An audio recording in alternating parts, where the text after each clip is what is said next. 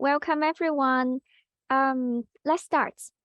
Hello, I am Vivian Fu, the Communication Officer of the East Asian Australasian Flyway Partnership Secretariat, and I'm the coordinator for the Youth Think Tank competition for the EAA Flyway. And today is the third workshop, the training workshop for this program.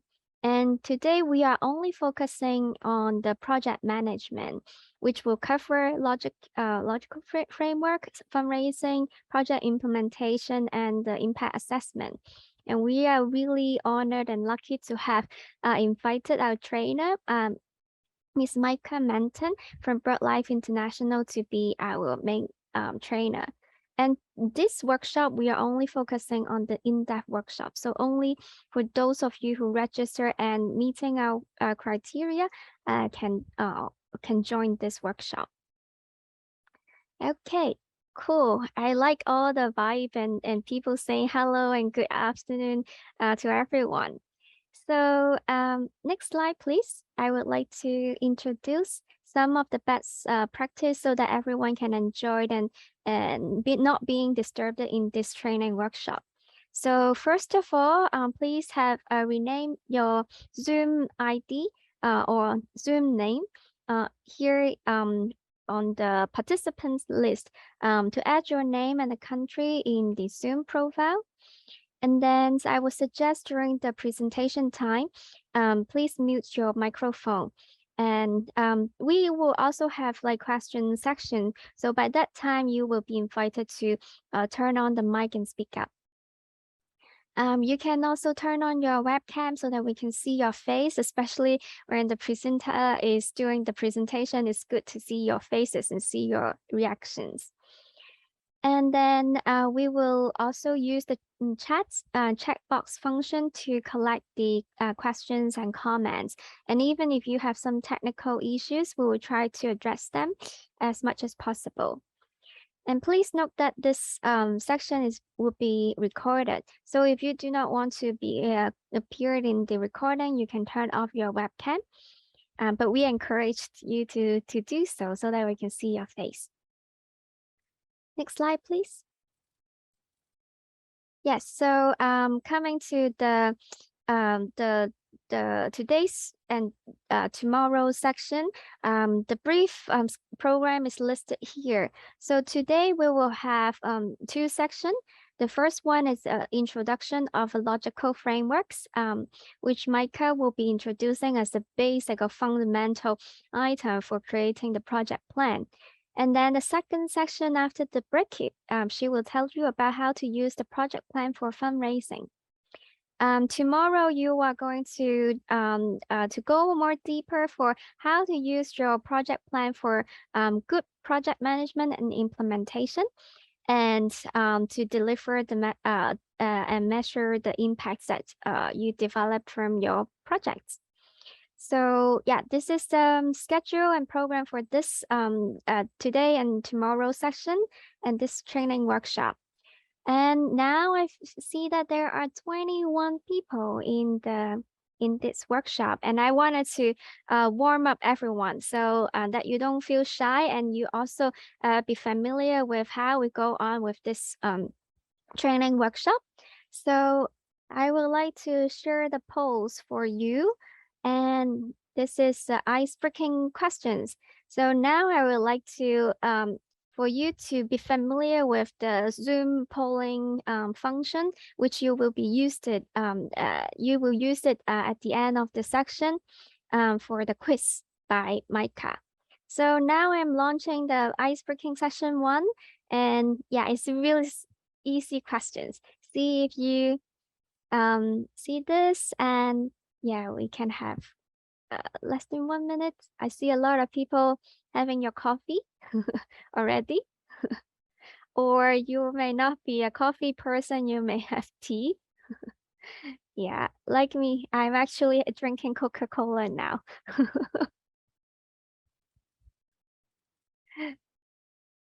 Cool. Yes, I think this polling function is good, that even those who are using the mobile phone to join it, you can still poll votes on your phone. let's wait for 10 seconds more. Okay, I see there is no more new votes, so I will close this poll and let's see. Ta-da! Okay, I see there are quite a number of half of you are actually coffee people. So you have coffee today, that's good. And hope to keep you awake during our session. It's 2 hours. Okay, now let's go to our second icebreaking questions. This is more serious now.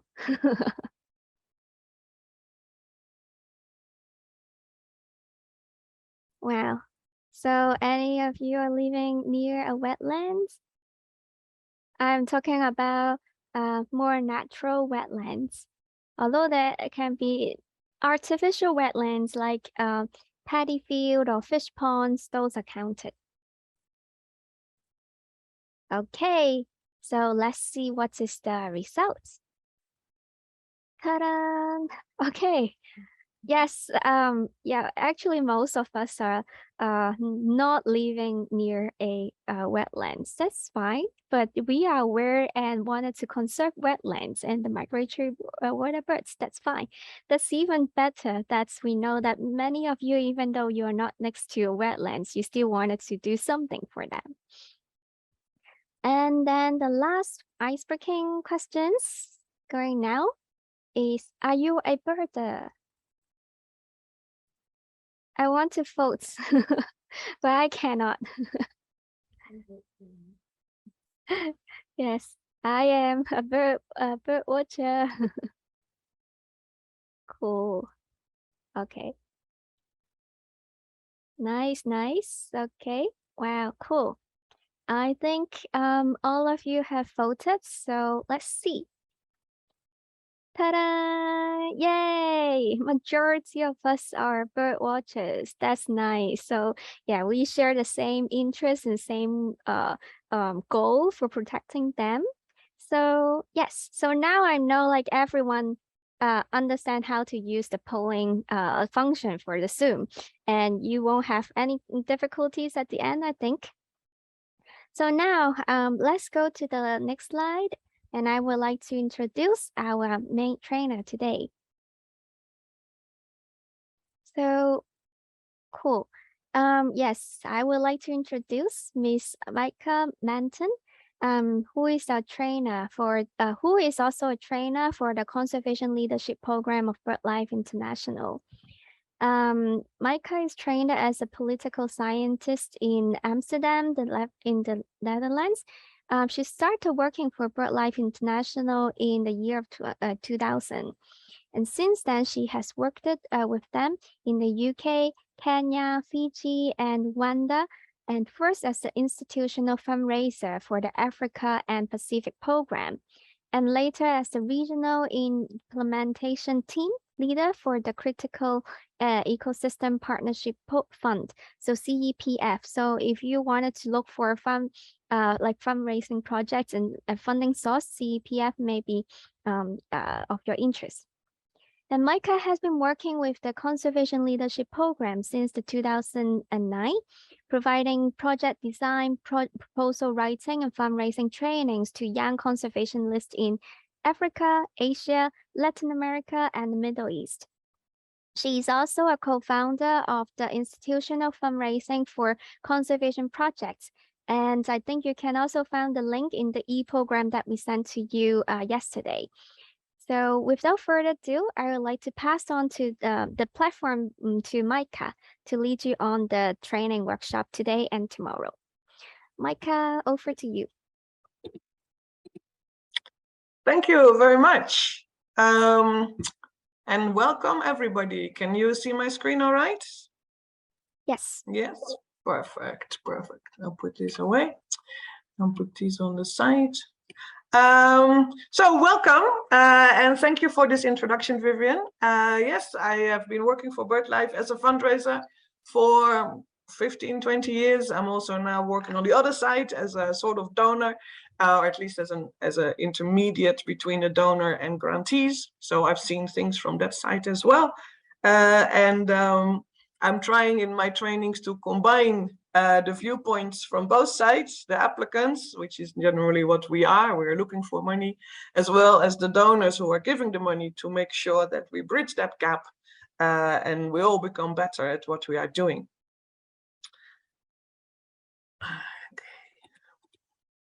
So in this training, as Vivian mentioned, there'll be 4 major items that we're going to discuss. We're going to talk about project planning, and as a basis for that, we look at logical frameworks, because it's a very good tool. As we will see, it's a master tool that can help us with all sorts of things in project design and implementation. Talk about proposal writing and fundraising. We'll talk about project management and implementation, and about monitoring, evaluation, and learning, which will help us to achieve impacts.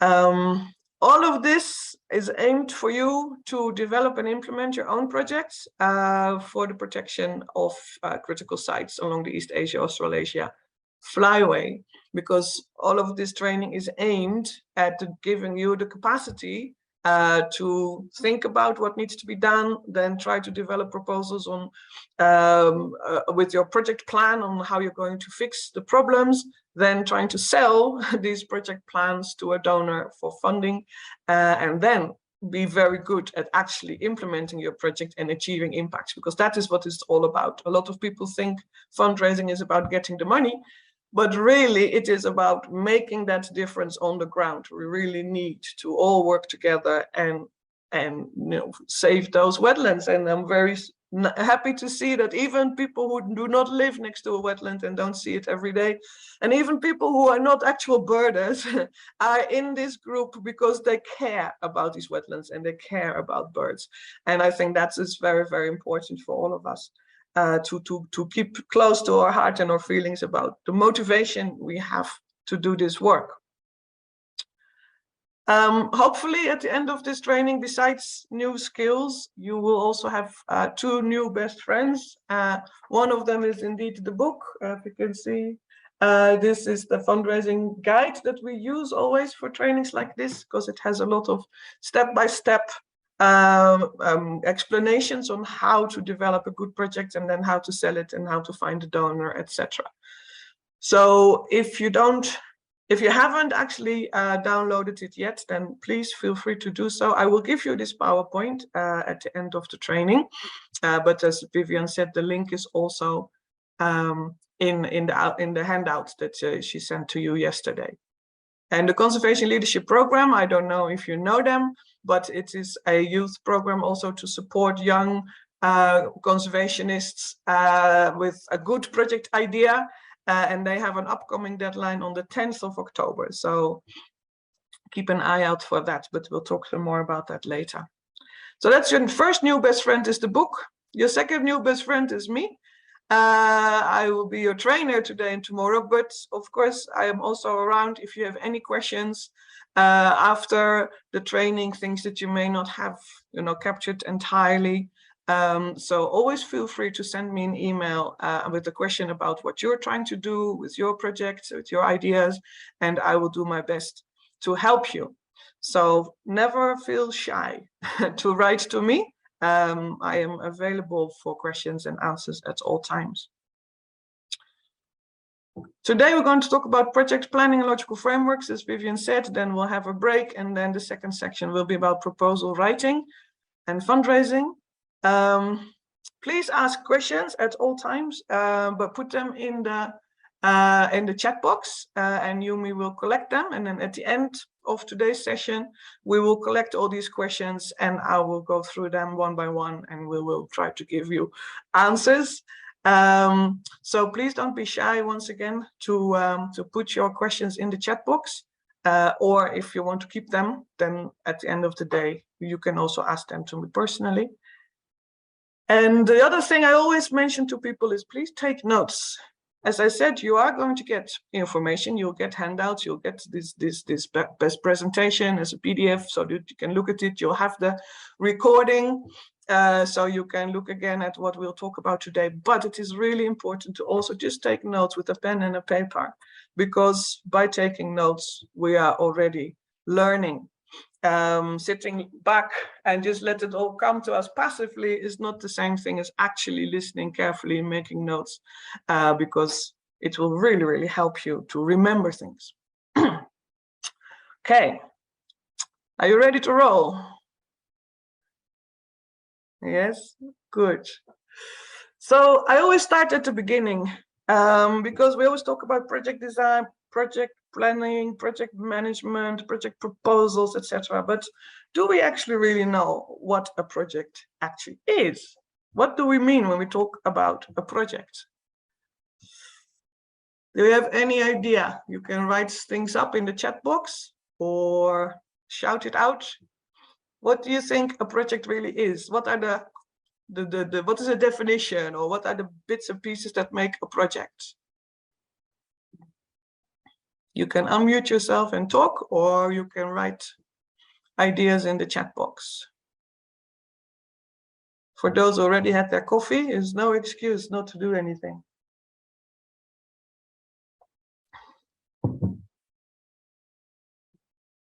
Any ideas about what we mean with a project? You've probably worked on projects all the time. Actually, this training itself is a project. So basically, what we talk about when we talk about projects is a group of activities or actions, things we do that are related to each other, they are interlinked, they are connected, that are related to results or products or outputs or deliverables, things that we produce, together with the resources we need to implement them, such as people and money and equipment, staff and stuff, to achieve a specific objective within a specific time. This is the definition of a project. There's a start, there's an end, there's a number of activities we want to do that are connected to each other, that will deliver results towards a specific goal or objective, plus the resources we need to implement them. So this training, as I said, is a project. There are various activities. There's, there was a team that had to be organized, Vivian and Yumi, and people had to come together. They had to find a topic, they would have to find a trainer, they would invite people to attend this training, etc. So, there are a lot of activities. They're all connected, they're all related to this training program. There are products, there will be the Zoom recordings, there will be handouts, there will be the PowerPoints, there's a program, there were resources involved, Zoom, staff time, people, laptops, there are all sorts of things that we needed to get this all together. There's an objective. We want to increase the capacity for people to do good project management. And there's a set time. By the end of tomorrow afternoon, it's all over. So it is a project. And we work in projects because it makes us more effective and efficient. We all can trundle on through our life and do things, but sitting down and saying, this is what I want to achieve, have an actual goal, and then thinking about the activities and the results and the resources that we need to actually get there, makes us more effective and efficient. So it's good to remember this, that projects have an actual, definition, and that there is a good reason why we work in projects. To do good project planning, we always have to start somewhere. There has to be a problem that we need to address. So if we live near a wetland and we see the wetland is getting polluted and the birds are dying, then we see there's obviously a problem in our actual situation. We can see it, we can observe it, and it's bad. And we will then need to know everything there is to know about these problems, about this actual situation. You need to know exactly what's going on in terms of the physical circumstances, ecological circumstances, the people that are involved with it, the socioeconomic situation, because we really need to understand everything there is to know about this actual situation before we can even try to fix it. We will then consider, what will the future situation look like if these problems would not be there, if they would be fixed, if they would be solved? Because that is what we want to achieve. We said a project has this goal that we want to achieve. So we need to know how would the situation look like in our future desired situation when the problems that we are seeing now will no longer be there. And how to get from this actual situation with the problem to our future desired situation where the problem is fixed. This is what we call the project plan. That's what we're going to talk about today. So it all starts with identifying the right problems. This is the most critical part of project design. And because based on project design, we will write our proposals, we'll do our implementation, we'll do our monitoring and learning, etc. This is the beginning of everything. Always start with identifying your problems. It's most critical part.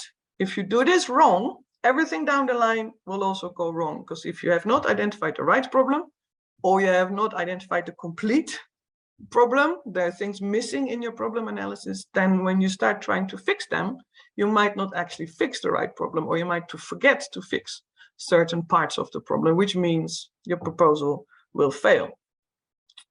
So we're talking about this current situation where the problem is, and that we need to figure out exactly what is going on. And there's one key thing to remember, which is if there is no problem, then you also don't need a project. A lot of people start already saying, like, I need to do this, I need to do that, I need to raise awareness, I need to set up a protected area, etc. But they forgot about what is the actual problem they're trying to fix. And sometimes if there is no problem, then you also don't need to define your project and your plan and do your fundraising. If there's no project, no problem, then leave things as they are. But if there is a problem, then you need to start thinking about why does this problem occur and what can we do about it. So for instance, we all said we love our coffee. Well, not all, most of us said we love our coffee. So suppose I'm going to the coffee bar and I find that the bar is not open because it is closed. This is for me a problem, right? So what would I need to do? What do I need to do when I find a problem like this? You can unmute yourself and give me your ideas. Figure out why it's closed. You want to figure out why it is closed. That's the exact and right answer. We want to know why. Because if we don't know why, we also don't know what we can do about it to fix the problem. So this is what we call problem analysis, and we're going to identify all the causal links in this problem situation. So we start with our main problem, the bar is closed, and then we're going to ask ourselves, why is the bar closed? What is causing this bar to be closed? And then we're going to ask ourselves, what is causing the causes of the bar to be closed? So we ask which other causes are causing this one. And we keep asking why all the time until we really understand everything that's going on. And as I said, this could be ecological problems, it could be social problems, it could be socioeconomic problems, etc. So you want to really think about why. You also want to look at the effects that your starting problem will have. What happens as a result of your problem? And the best way to do this is do this together with your stakeholders. Don't do this alone at your desk, because you may not live next to the wetland or you may not actually know everything that's going on there. So do this together with people who are also engaged in this project, who have an interest in this problem, who may be affected by the problem, who may have the ability to influence the problem and the situation you want to work in. So you define who your stakeholders are, and there's another tool for that, which is described in the book, which is called stakeholder analysis. And you engage your stakeholders in your problem analysis. So this is how it works. You start with your starting problem. You then try to identify why is this problem occurring, and you write down the causes on cards. You can do this on a wall, or if you have an online widescreen, you can do it on Zoom, whiteboard, you can do it on Miro or Mural or any of these things where you have what you put all these problems on cards and you organize them in a tree. Why is this problem occurring? Why are these problems occurring? Why are those problems occurring? And you keep asking why, until you know everything. And then you look at the effects, what happens as a result of these problems, and you add the effects at the top. And you make sure that all the arrows in this analysis are going upwards. It's a cause to effect relationship from the bottom to the top, where everything is connected logically in a cause to effect connection, one leading to the other. So the bottom causes, the root causes are leading to the next cause. That cause is leading to the next cause. That cause is leading to the next cause, which is leading to the starting problem. And the starting problem is leading to these effects. And these effects again have effects. So everything is logically connected from the bottom to the top. And this is what we'll call a problem analysis. And again, this is a crash course. Normally we take a day to talk this through. Now we have an hour. But it's all written down step by step in the book, so you can refer to it there.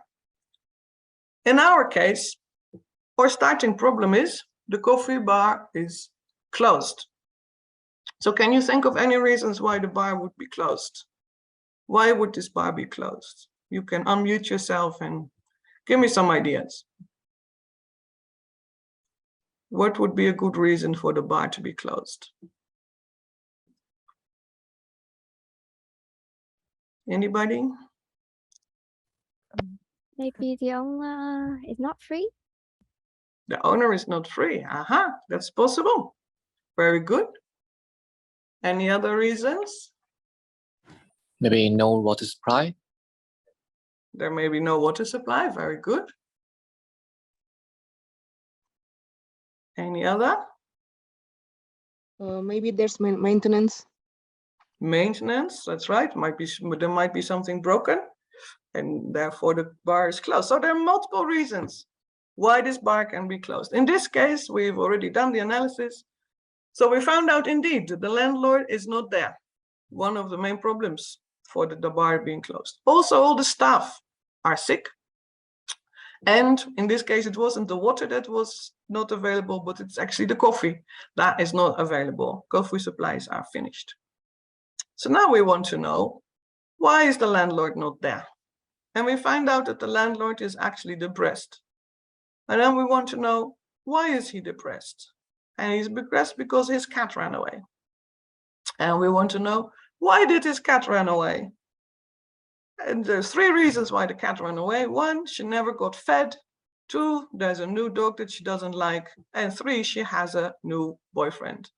So there were 3 reasons why the cat ran away. Because the cat ran away, the landlord was depressed. Because he was depressed, he's not there, which is one of the 3 reasons why the bar is closed. Of course, we also want to know, why are the staff sick? Some of them ate bad food, some of them got COVID. We also want to know why the coffee supplies are finished. 3 reasons: the landlord didn't order them in time, the coffee that was there in the cellar has gone off, and also some coffee was stolen by the staff. And there's still many more whys to ask here. Why did the staff eat bad food? Why did they get COVID? Why didn't they use masks and stuff? Why didn't they get vaccinated? Why didn't the landlord order his coffee in time? Why do staff steal the coffee? So there's still more questions to be asked. And you can go on as much as you need until you really understand everything. Now we're looking at the results. Because the bar is closed, what happens? And we find that because the bar is closed, the people are upset, they're thirsty, they go somewhere else.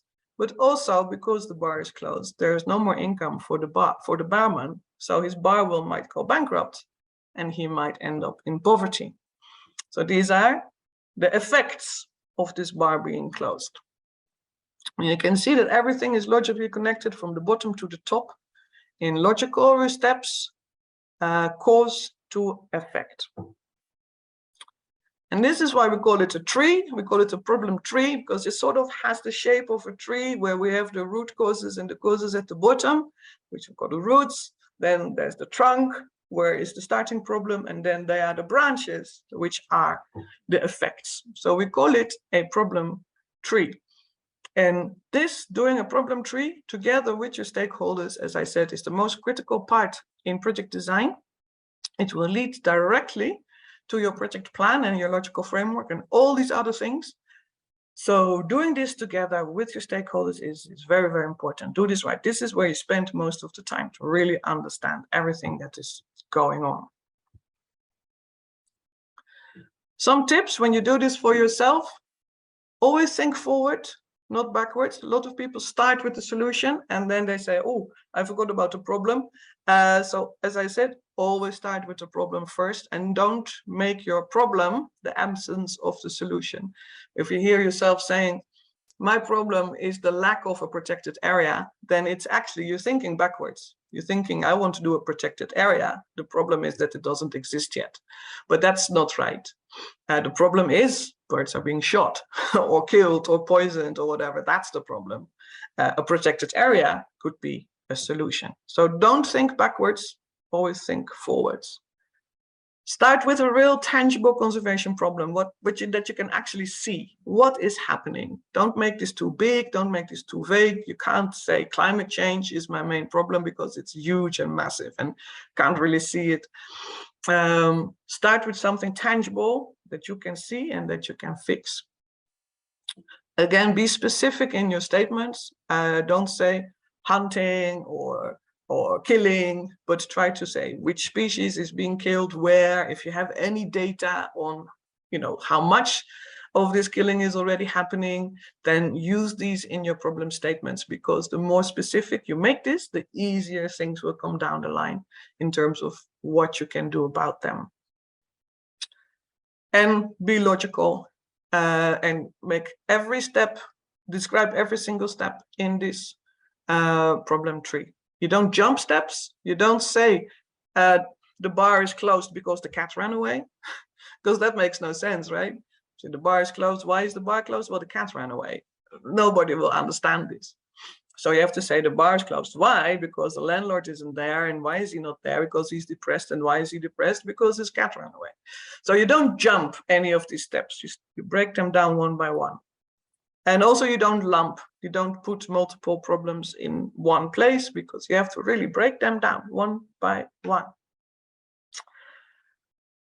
So once you've done a good problem tree, which is describing what is your main problem and why are these problems occurring, you can start thinking about what would the future look like.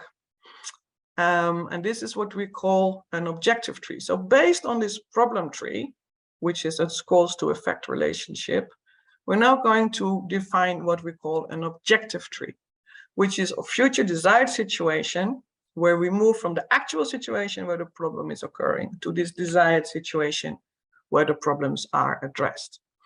And the way to do this is by basically, again, if these problems are not identified right, therefore, as I said before, your objective tree will also not be right. And again, every step down the line in project design will be flawed.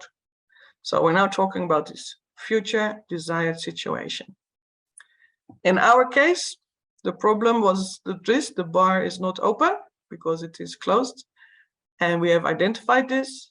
We know why, because we've done the whole problem tree on why this is happening. The landlord is not there, the staff are sick, there are no coffee supplies, etc. We're now going to turn all this into a positive, because we want to describe what the world would look like if these problems are all addressed. So it's like the positive mirror of the problem tree. For each and every problem that we have identified in our problem tree, we're going to create this solution, or what it would look like in our future situation. This is what it wanted to be when the problem is addressed. Sometimes multiple solutions are possible, which is fine. And then you can either negotiate which one you think is the best, or you can try multiple solutions to make sure the problem is really, really, really fixed. And And again, do this with your stakeholders. You can think of all sorts of ideas that you think might be the right thing to do, but your stakeholders might have more experience, or they may have different needs, or they may have more knowledge about what is actually possible in the situation. So you want to work together and do this together with them. This will create much more ownership by your stakeholders over your project, which means they will also be much more willing to work with you to make it all happen and to achieve your impacts. So for instance, this was our starting problem in our current situation. In our future desired situation, where we would have the solution or the positive mirror of this problem, what would be our objective statement B? What would we like this to look like in our future desired situation? You can unmute yourself and answer.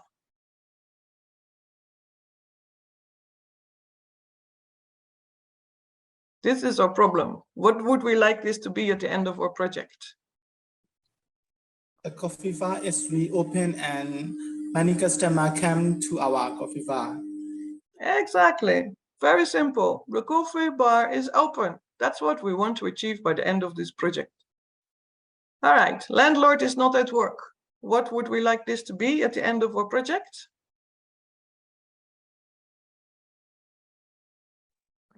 Landlord at work. Landlord is working. Exactly. The landlord is depressed. What would we like this to be at the end of our project?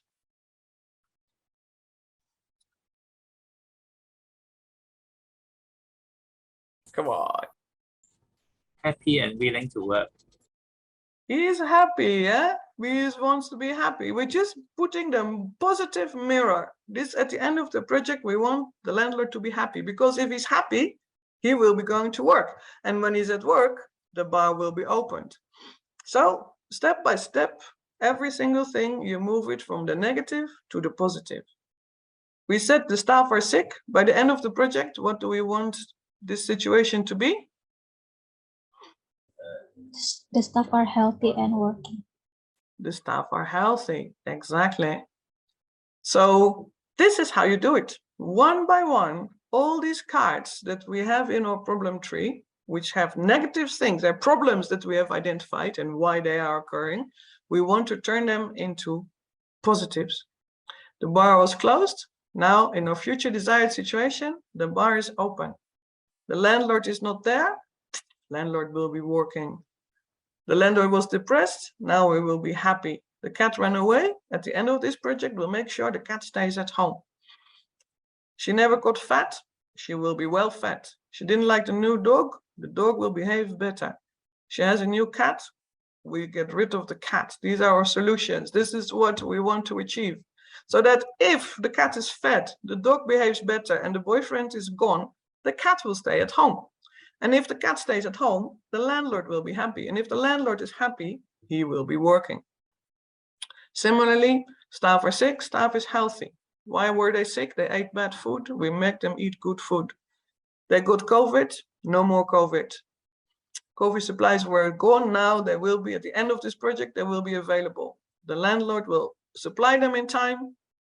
The coffee in the cellar will stay fresh, and no more coffee will be stolen by the staff. This is our future desired situation. This is what we want to achieve in our project. This is what we want to do. If all this happens, then people will be satisfied, they will be happy, there will be lots of income, they'll come back all the time, the bar will flourish, and the landlord will be rich. This is the effects that we said, in our problem, we had this cause to effect relationship. If we do all these things, then all of those will follow as well. It's like a dominoes, you put all the dominoes straight. If one starts falling, all of them start falling. If everything is bad, one bad thing will lead to another bad thing, will lead to another bad thing. If you then start turning things around and you make them good, then everything else will follow and become good as well. So this is what we call, where this was the problem tree for the bar, which has a cause to effect relationship. What is the problem and why does it occur? We now have what we call an objective tree. This is what we want to achieve. And it becomes automatically, from cause to effect in the problem tree, to a means to an end in the objective tree. If these things happen in the bottom, if these root causes are all finished, no boyfriend, good dog, good food, the cat will stay at home, and all these other things will happen. If the supplies are ordered in time, the coffee is fresh, no more theft, coffee will be available. And if the staff is healthy, the coffee is available, and the landlord is working, then the bar will be open. And if the bar is open, then all these other things will also start happening. So this is what we call the objective tree. So we move from a project tree, problem tree, to an objective tree. So this is step 2.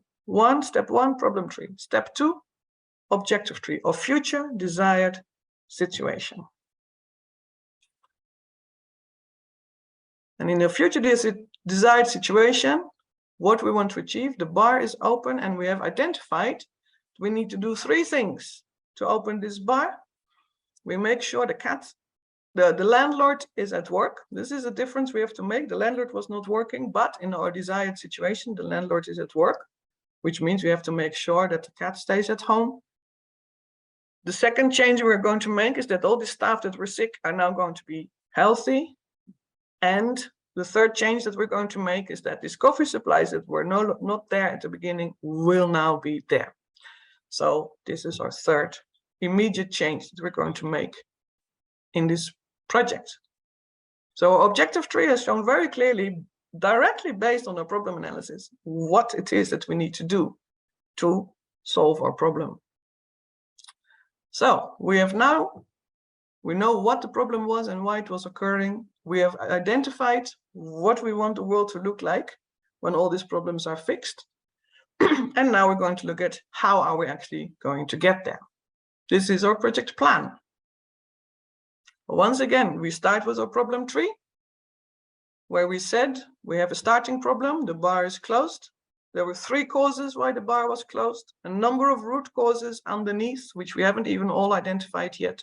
And we had a number of effects, things that happen as a result of this starting problem at the top.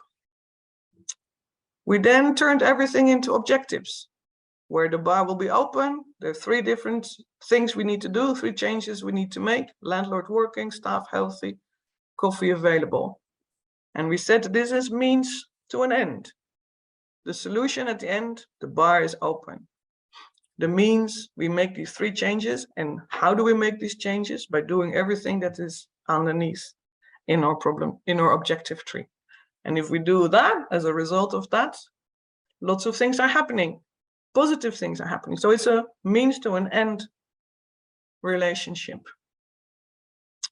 So if we then translate this into what we call an intervention strategy, this is step 3 in your project design. What is it actually that you need to do, right? This is your project plan, how to get from this problem situation where it is now to this future desired situation in our objective tree, what the world looks like when it's all fixed.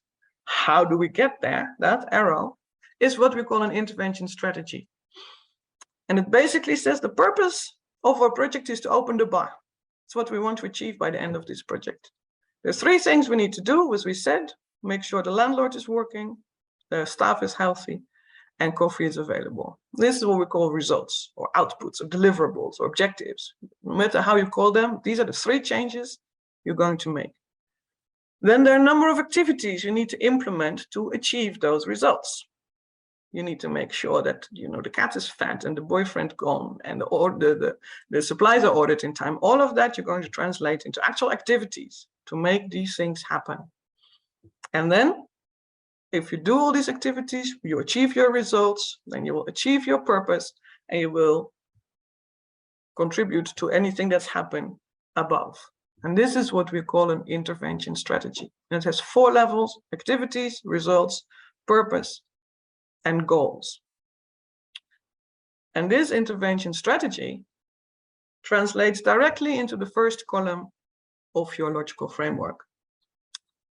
So I'm sure you've all seen logical frameworks before. If not, then again, look at the book. But a logical framework is basically a summary of what your project is going to look like.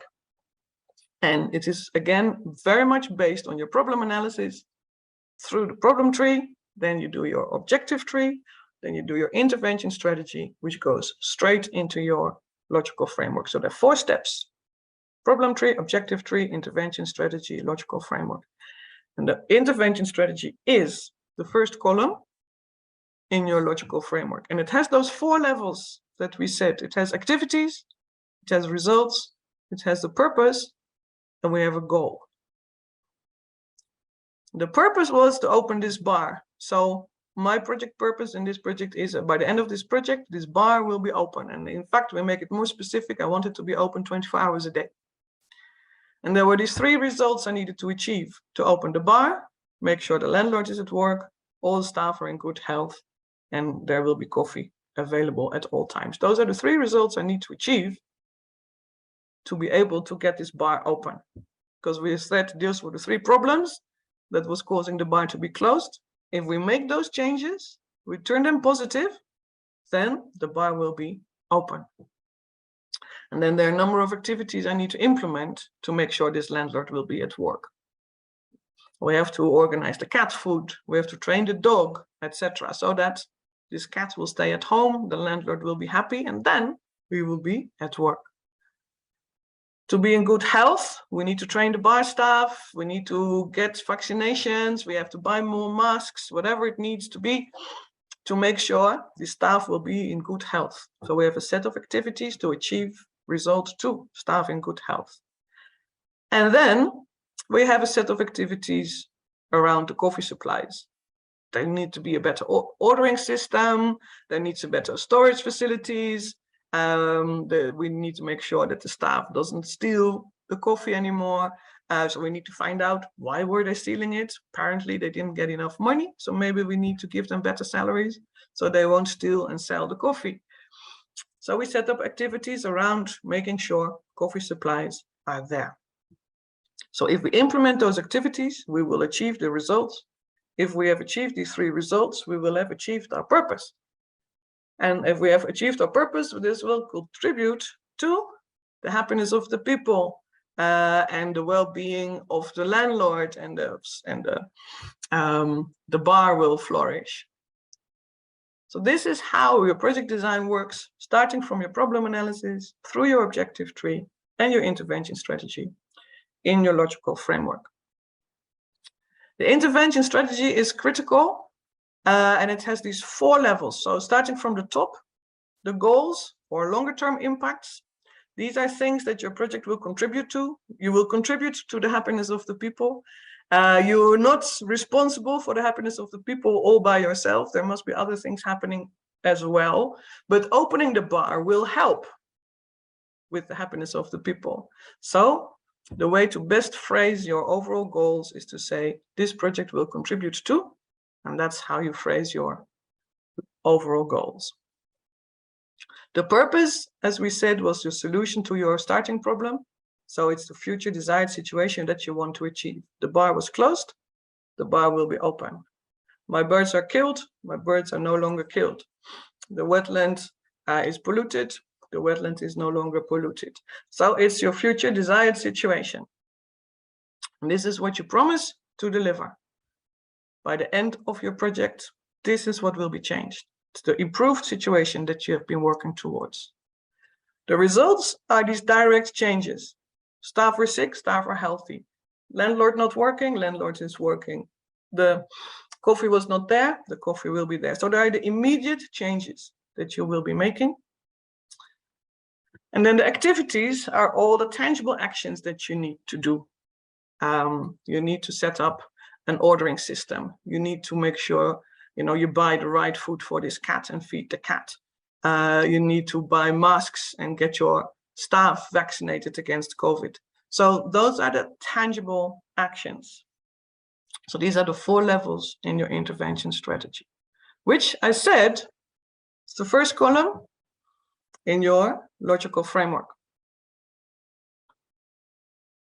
I know I'm going fast, so go through this again in the when you look again at the recording, and you can go through this step by step. And I will also, as I said, give you this PowerPoint so you can look again one step at a time how it all hangs together, from your problem design your problem analysis to your logical framework.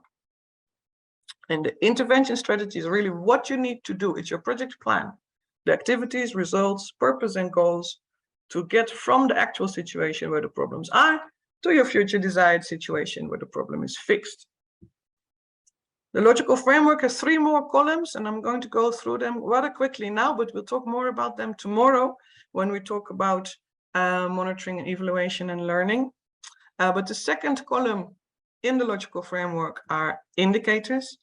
And indicators are really how you're going to measure that you're actually achieving your intervention strategy. And it really generally happens at the level of results and purpose, because these are the changes you're going to make. You want to make these changes happening. The bar was closed, the bar is open. How do I measure that? The landlord wasn't at work, now he is at work. How do I measure that difference?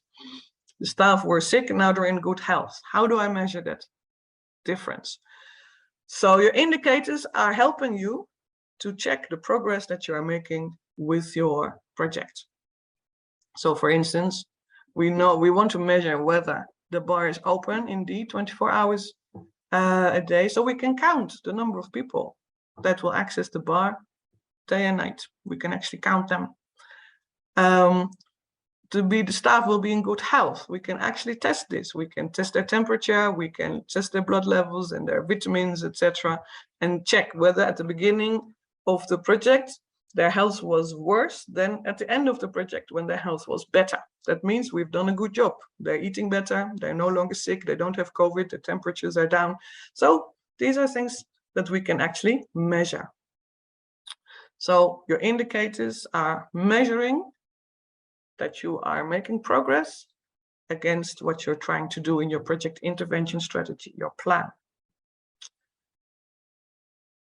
Then you have a column called means of verification. These are the evidence that what you're saying in your indicators is actually true. Because we can say, yes, then more people are coming every day and night, the bar is open, we can see people all the time, but how do we know that is actually true? Because we have CCTV footage. We can actually see people going in and out of this bar all the time. There's evidence, there's proof that this is really happening. We have doctors' reports that show that people are indeed in better health at the end of the project than that they were at the beginning of the project. It's proof, it's evidence. We have data sheets for the inventory of the bar that shows that indeed the coffee supplies are at a minimum at all times. So this is what we call means of verification. And once again, we'll talk more about this tomorrow when we talk about monitoring and evaluation. And the last column in the logical framework is what we call assumptions. And assumptions are things that happen outside the scope of your project, but they may influence your project. So for instance, we can do all these things in our project, fixing the landlord, fixing the staff, fixing the coffee supplies. But if there's something happening outside our project, like there's going to be a new lockdown and the bar has to be closed, that is not within our ability and our power to do anything about it. So we're going to assume that if we want to make this project a success, there will be no more lockdowns, because if the lockdowns occur, of course the bar will be closed. That's nothing we can do about it. So we're going to assume that there will be no lockdown. If there will be no lockdown, then if we implement this project correctly, we'll actually make sure this bar will be open 24 hours a day. And you can have assumptions at each level of your logical framework, but again, most meaningfully, they occur at the level of your results and your purpose, because again, that's where your changes are happening. So for instance, if we want this landlord to be back at work, if we fix all his problems with his depression and his cat, etc., that might be great. Of course, he might actually look for another job.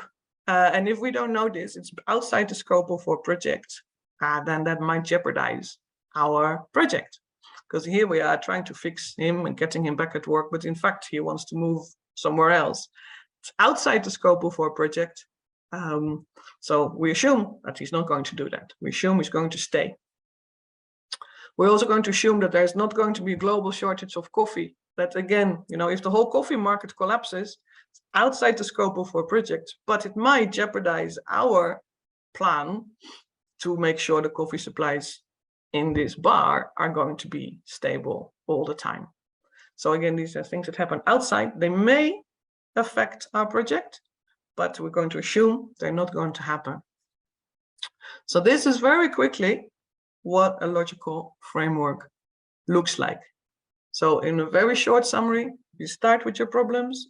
Based on your problem analysis, you start thinking about what would this look like if in the positive mirror, what would be the future desired situation when my project is finished.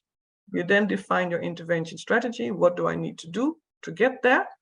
Then you put that in your first column of the logical framework with your add indicators, means of verification, and assumptions.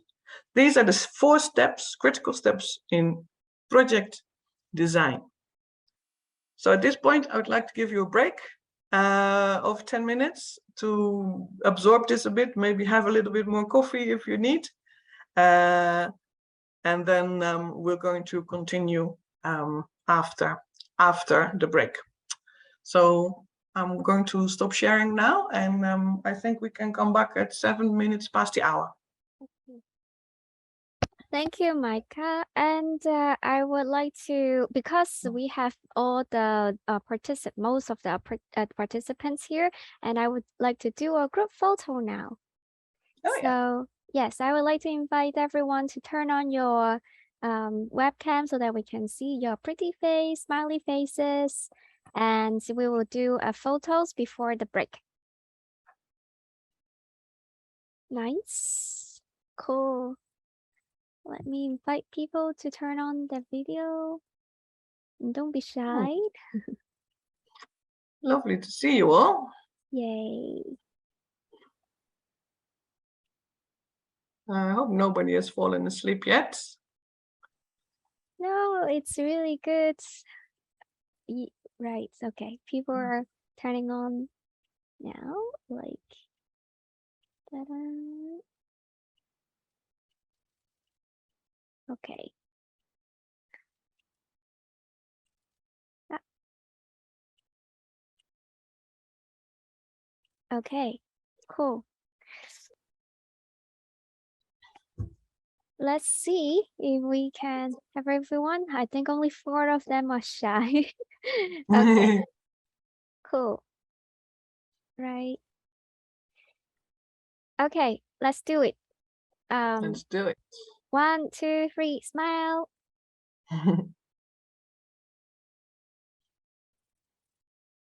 Nice. Is Yumi doing the cap screen? Okay, cool. I think that's done. And we can have a 7 minutes break. Thanks a lot. See you later. Because two people turned on their camera at the end and I didn't get them. Oh, okay, never mind. It's too late. We can do it one more later on. Okay. And we can do it every day. Okay, see you soon.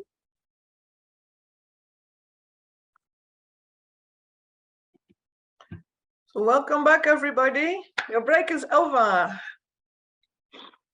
You actually got 10 minutes instead of 7, so you should be lucky.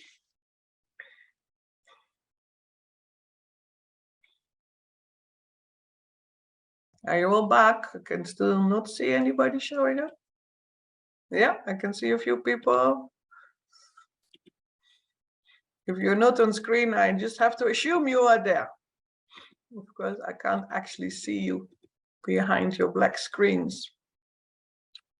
All right, so we're back. I know I went through this first part of the training very, very fast. And, you know, as I do these trainings for the Conservation Leadership Program, for these steps, we take 2 days, really. 1 day on problem analysis and then 1 day on sort of the rest. And now we've done it in 1 hour. So this shows me that I believe you are all very, very smart people who can understand this very quickly. But it's also, I understand that, you know, you'll need to sort of go through this once a few more times. So we'll get back to this because it's the basis of everything. And tomorrow morning, when we talk about project implementation and monitoring and achieving impact, we'll go back to these steps just for repeating for you to really, really understand how it all hangs together. Now we're going to do something slightly different, which is we're going to talk about fundraising and how the logical framework, which we said is the basis for everything, how we can use it for proposal writing. So fundraising, of course, there are two things you need for fundraising. One is you need to have your own project plan, your logical framework based on your problem analysis, your objective tree, your intervention strategy, and your logical framework. So that is your end of the things. You also need donors. So in identifying donors, we generally identify 3 steps. The first step is scanning. So you basically look what is out there, who is out there, what donors are out there, which calls for proposals are we aware of, who is funding other people, who is funding my colleagues and my peers, who is funding these big conferences. So you try to find out everything about what's going on out there in terms of donors. Then you try to map. And for mapping, we used 4 C's, which is the C for coherence, for calendar, for checkboxes, and for capacity. And the important thing here is that you really want to make sure that you only look at donors that match in terms of what they want to achieve and what you want to achieve. You know, you don't want to work or invest a lot of time in a donor that may not match your objectives. So you look for donors who also have a vision and a mission that is about conservation, it's about sustainable development, it's about capacity building. So you find the coherence between what you are trying to do and what your donor is interested in. So that's the first C for coherence. The second C is for calendar. You want to check their deadlines and to see if they match with yours. If you need something money very, very quickly, but a donor deadline is only next year, then may not be appropriate for you at this point in time.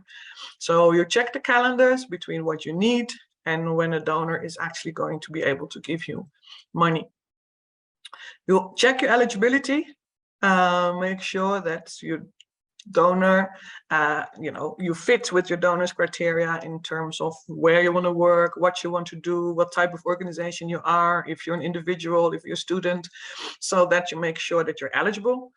So you tick all the check boxes of the eligibility criteria for your donor. And then your last C stands for capacity. Does the donor actually have the capacity to give? Do they have money? How much money is there? And does that fit with what you need?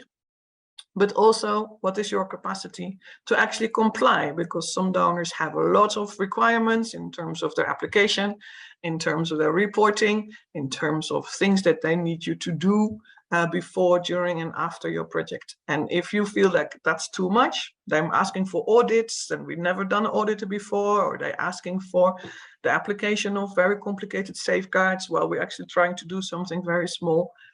So you need to also consider the capacity that you have to implement projects according to your donor requirements. So those are the 4 C's: coherence, calendar, checkboxes, and capacity. And once you've done your mapping, then you're going to do a lot of researching. You want to now know everything there is to know about this donor, both in terms of like what the donor stands for towards the outside world on their website, what they say, what all the projects they funded, what makes them, enthusiastic. But also if you know individuals within these donors, maybe somebody who's worked there, somebody who may have had a grant from them, you may be linked on LinkedIn or on social media to people who know stuff about this donor. You try to really find out as much as possible. And then at some point, there will be a match. It's a match between you and your project and the donor who you're going to apply for. So this is fantastic. So now we're going to start writing your proposal. And this is one thing that everybody always complains about, is we don't have enough time between the time that we know about this donor and they set up the deadline and the actual deadline to submit our proposals. So I'm going to do an exercise on what I call fast and furious proposal writing. So I'm going to put a number of questions in the chat box, on the screen, and you have to, as fast as possible, type up the answers in the chat box. Okay? You ready? I've had some coffee myself. I hope you also have whatever you need, Coca-Cola, coffee, tea, anything. And the first one who makes it to the end gets the grant. Okay? So start practicing, and here you go. 7 questions, 8 questions. So start answering very quickly in the chat box.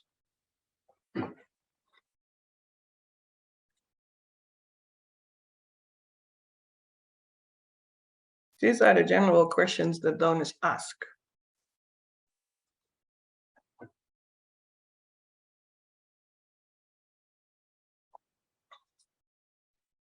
Please remember to select the persons you sent is everyone. Everyone, that's right. So at the bottom you say to everyone, and you start writing and typing up your answers. I don't see anything yet. You're slow off the mark. Donor deadline is ticking.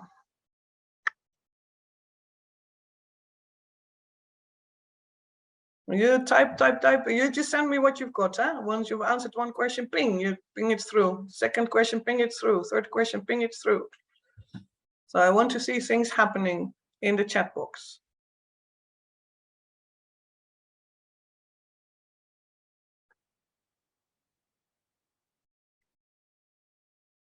I'm still not seeing anything.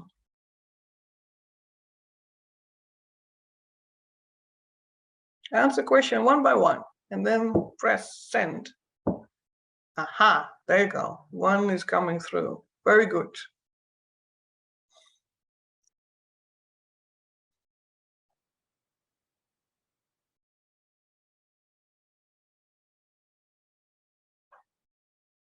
I've only seen one. Yeah, there we go.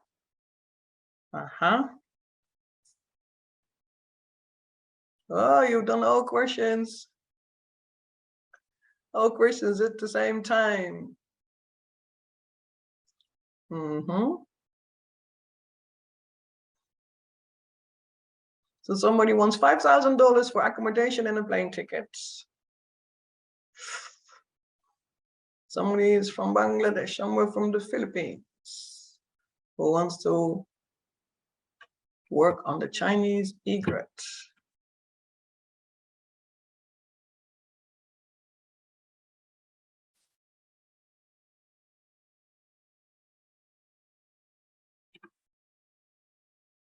How are you doing?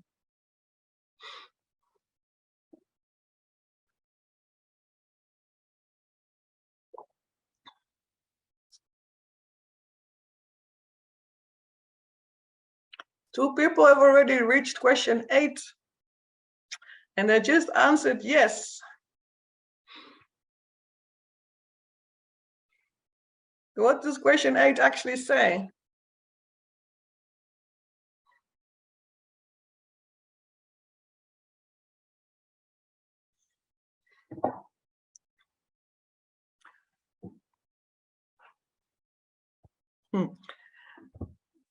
So you can stop writing now, because yeah, exactly, Kenneth got it. So question 8 basically says, if you are currently in a training organized by the East Asia Australasia Flyway program, you don't need to answer these questions. So all the work you have done was obsolete. There was no reason for you to answer these questions because you're all in this training. So what is the lesson learned here?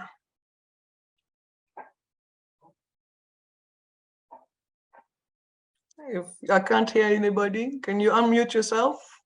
Read the last question first. Yes, well, read all the questions is the lesson learned. You read all the questions before you start answering them, because there might be something in there that makes, say that you don't actually have to do some of this stuff. Also, I said, in certain questions, write all your names. Give It's the scientific name of the bird species. Be precise about your problem. So all these things, be specific about what you use this money for. So I know you were going to go very, very fast, which was great because that was the exercise, but you have to be specific. Things like habitat loss is too big. Lack of awareness is not really a problem. The problem is birds are being killed. Awareness raising might be a solution, but it's not the problem. So read all the questions very, very carefully and answer them very, very specifically. So, proposal writing. The first thing you do, as we now know, is read the guidelines. Always read the guidelines from the donor. Read all the questions, read all the information, read all the eligibility, and make sure you understand everything. The second thing you do, you read them again all the way to the bottom, and this includes also your application form. Sometimes there are two different forms. One form is the guidelines with the background information and the information about eligibility, and then the other one is the application form. And you want to read that all the way to the bottom, because often, and this is why you have to also read all the way, often the last questions are the most complicated ones. They ask for reference letters. They ask for supporting documents. At the bottom, they ask for your CV. They ask for CVs of all your project team members. And those things take a lot of time. So if you only get there at the end, and by this time now you're close to the deadline, you may have run out of time to actually do these things well. So you read everything all the way to the bottom and you make sure you understand everything, and you're going to start with those things that require most work, then you continue with the rest. Also, very often a donor already will put in their application criteria how they will review their proposals. They will say these are our review criteria. We're going to look specifically at capacity building. We're going to look specifically at how the project will address the problem, or whatever. So they will have certain, and sometimes they give scorings like 60 points for this, 40 points for that. So if you know that, then you also make sure that you address those things specifically, that those factors come out extremely clearly in your application. So again, you want to know as much as possible about what the donor is asking, and what they will be looking at. And then once you've done all that, so you read the guidelines and the application form and all these other review criteria, you know everything about it, then you're going to stick to them. A lot of people will maybe read these documents, but then they say, but you know, I'm sure it doesn't apply to me. It applies to all the other people, but it doesn't apply to me because I need money for salaries, even though salaries are not eligible as a cost in the budget, or I do need to work in a site in Africa, even though the fund is for Asia, because it is a waste of time. If you do that, of course, you will waste your own time, but you will also waste the time of your donor if you do something and you don't stick to the guidelines. If you do stick to the guidelines, your chances of success will probably increase with about 50%, because I've been looking at a lot of proposals over my life as part of the various jobs I've done. And I've also asked other donors around, like, how many applications do you have to reject because people are not following the guidelines? And they generally say between 50 and 60%. So between 50 and 60% of the people are not reading the guidelines, or they are not sticking to the guidelines. Therefore, they are writing applications that are not acceptable by the donor, wasting their own time, wasting their donor's time, not making a good impression on their donors at all, and they will be rejected.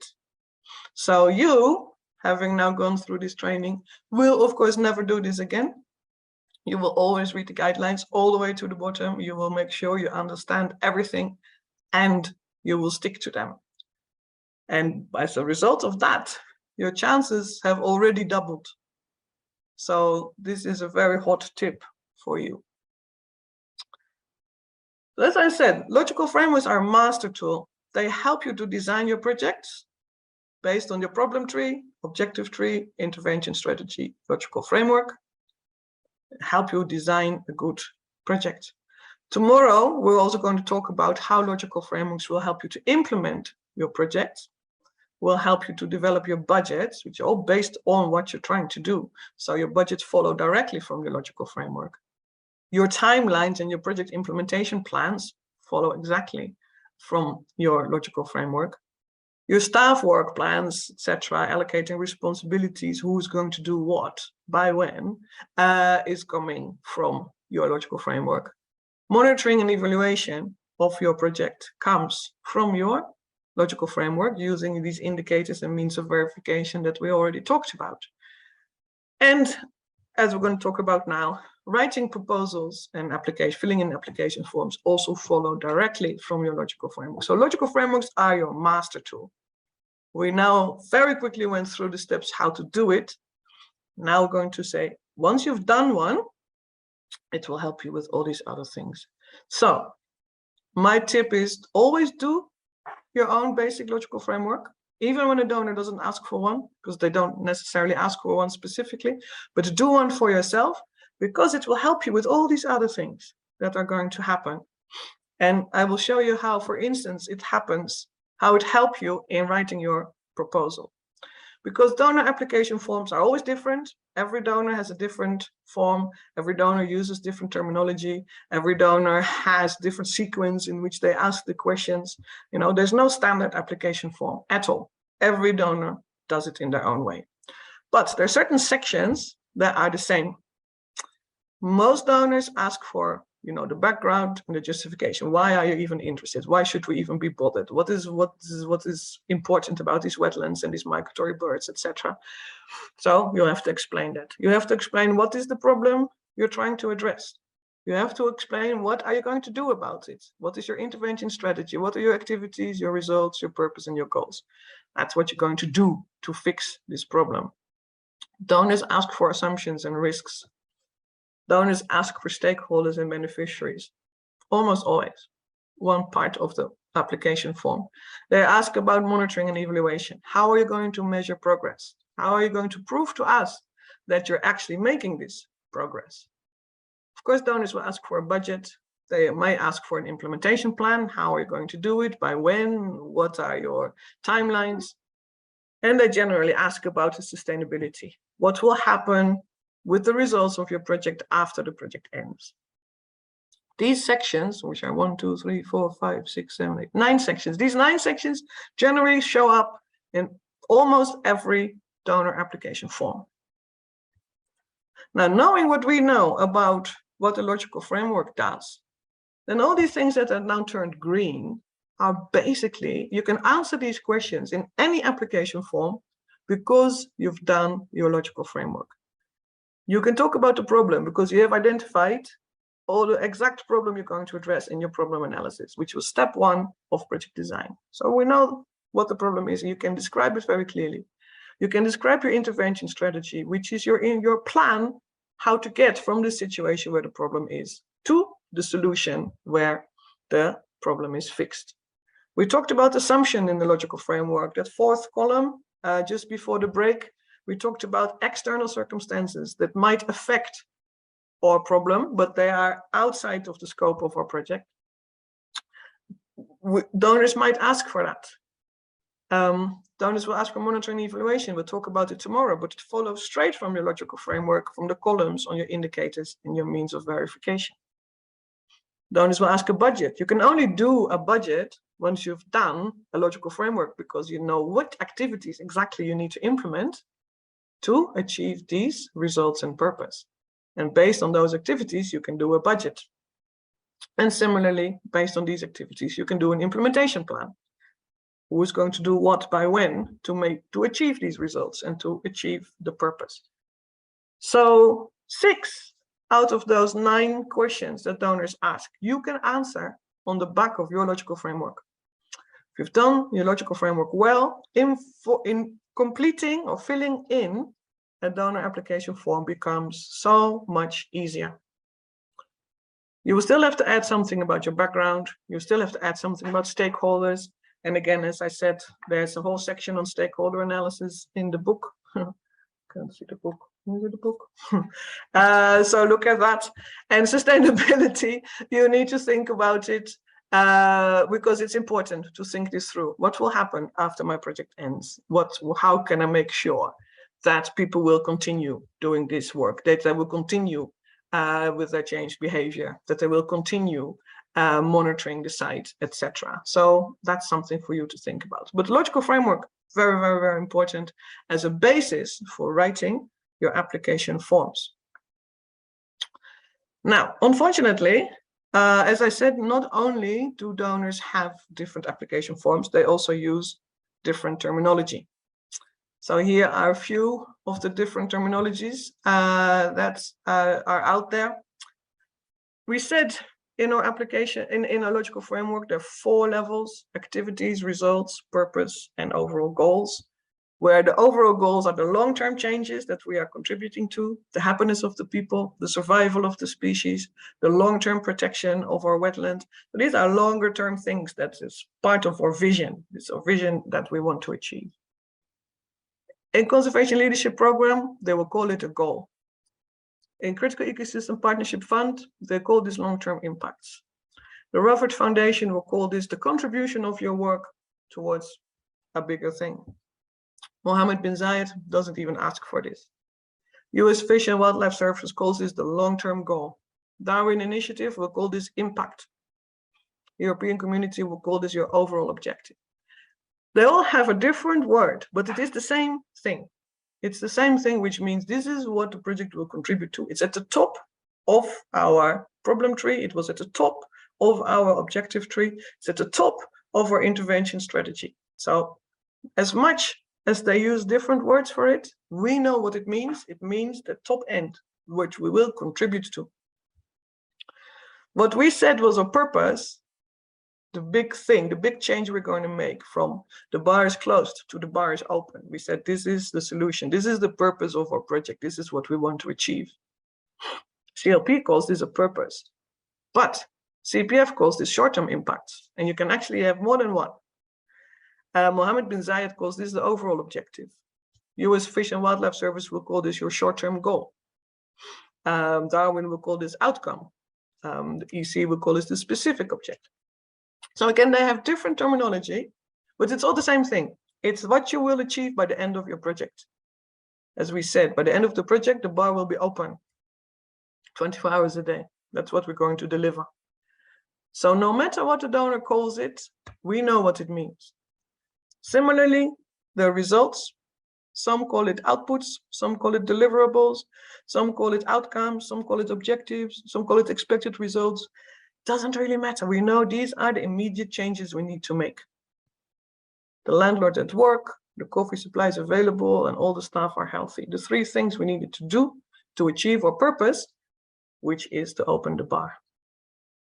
So it may all look very confusing, but the good news is, if you do your project design right, so you do your problem tree, you do your objective tree, you do your intervention strategy, you do your logical framework, and the more you do this, the easier it will become.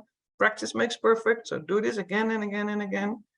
And if you use the right wordings, as I mentioned in the slide before the break, where you say the project goal will contribute to something bigger, the happiness of the people, the survival of the species. And for your purpose, or whatever it's called in the donor terminology, you say at the end of the project, this will be achieved. This is the major change we're going to make. The bar was closed, now it will be open. And if you explain what the 3 immediate changes are, or 2 or 4, that you need to make to achieve your purpose, which are the results, we call them results, we call them outputs, deliverables, whatever. Staff at work, landlord at work, staff is healthy, coffee is there. And then you add your tangible and specific actions, how to achieve all of this.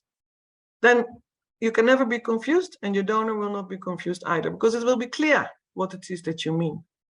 It's clear what you will deliver in your project. It's clear what you will do to achieve that. And it doesn't matter what you call it, which wording you use, as long as for you it is clear, I have my activities make immediate changes. Combined, these immediate changes will deliver my purpose or the solution to my problem, which will contribute to something bigger. Then filling in any application form as part of your fundraising activities will be easy, because you know it in your head. And that's why, again, it is so important to do a logical framework for yourself, with your team and your stakeholders, before you start filling in a application form, because then you already know exactly what you need to put where. I will give you a moment to breathe, to absorb this, because, as I said, everything hangs together, from your problems to your objectives to your interventions to your logical framework. And now we've seen how, from your logical framework to your project proposal writing, when filling in donor application forms, it follows straight from there too. So once again, if you have made a mistake at the beginning, like at your problem analysis, everything that follows will also go wrong. So you really have to make sure that you get that right from the beginning. But once you've done that, it's like the dominoes again. Everything will follow after another. And then you use the right terminology in your intervention strategy, completing your application forms. You know exactly what to do. All right. I'm just going to quickly run you through a checklist about proposal writing. I can do, again, a whole week talking to you about how to write proposals, how to use the right words, how to express yourself and stuff, but we don't have time for that. I just want to do this, make this very, very practical, because this is where we find people make the most mistakes. So this is a checklist, and the checklist is also in your book. It's spread actually over 2 checklists in the book, but I've combined them in section 2.11. And this is again about reading the guidelines and sticking to them. Answer all the questions. Make sure you understand what the question is. Make sure you also read what is written sometimes in small print underneath the question, where they say, we want to know A, B, and C. Who are your stakeholders? How have you involved them? And what exactly will they be doing? There are 3 questions, so you want to make sure you answer each of the 3 questions. And a lot of people stick to the one. They say, oh, my stakeholders are the government and the local communities. But they forget about the other 2 questions that are also, part of that question. So don't do that. Read all the questions carefully and make sure you answer them, each and every one, completely. Also, don't repeat yourself. The donor will never ask the same question twice. We find a lot of people copy paste, which makes an application form almost impossible to read. A donor will not ask you the same question twice. There's no point. So if you are finding yourself repeating the same answer, you obviously didn't understand the question. So make sure you understand the question and give the right answer. Stick to the limits. A lot of people will start writing. Maybe they do this offline. Then they start uploading it in the online application form, and then half of the text gets lost because they didn't stick to the word limit. And then you're in panic because now your deadline is near. You're just trying to upload everything, and now you have to quickly sort of cut all this text back, and you might actually lose a lot of important information. So do this from the beginning. Stick to the word limits, page limit, etc. The formats, if donors still say it has to be Arial 12, then you give them Arial 12. Try not to be outsmarting your donor by trying to squeeze things if they don't allow it. So stick to the guidelines. Once again, you don't want to give the donor a reason to reject you. What I said, look at the review grid, make sure you meet all the donor criteria wherever they mention them. And basically spell this out.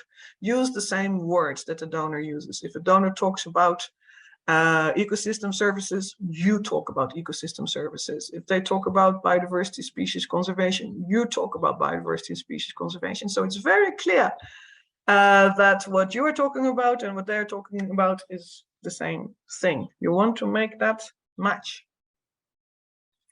Start and end date. You will think, well, that's obvious, but it's actually not. A lot of people get this wrong. Donors often say start date has to be the 1st of the month, but we often get proposals that start middle of the month, which is not right. And then the donor says, you know, your project can only be 12 months, and then we get proposals that are 15 months or 2 years. So make sure your start and your end date are correct according to the donor guidelines. A lot of people do a budget initially in Excel, and then they start sort of working the figures. Then they upload it into whatever format the donor wants. Then they still make changes afterwards because somebody else says you need more of this and you need less of that. But it doesn't add up automatically anymore because it's no longer in Excel. As a result, your budget won't add up, and a donor will check this. And when a donor sees, oh, these people ask for this amount of money, but they can't even add up, you know, the different budget lines before we have given them the money, they will not be feel very reassured that you know how to manage your budget after they have given you the money. So make sure your budget is clear, it adds up, it complies with all the eligibility, including the percentages that are allowed for certain budget lines, and make sure there's nothing wrong with it, because it's a very important part of your application. Do a spell check. Donors generally say, you know, as long as we understand what you're trying to say, you know, we understand not everybody speaks English or French or whatever as well as we do as a donor. But you know, it is important that they can see you have made an effort, that you have tried to be professional, that you have put a lot of work into this application to make sure that it is very clear you are a professional outfit who knows what they're doing and who can do a good project. So put effort into this. Don't just run it through Google Translate and then submit it blindly. Get it cross-checked by somebody who knows the language better. Make sure it is clear.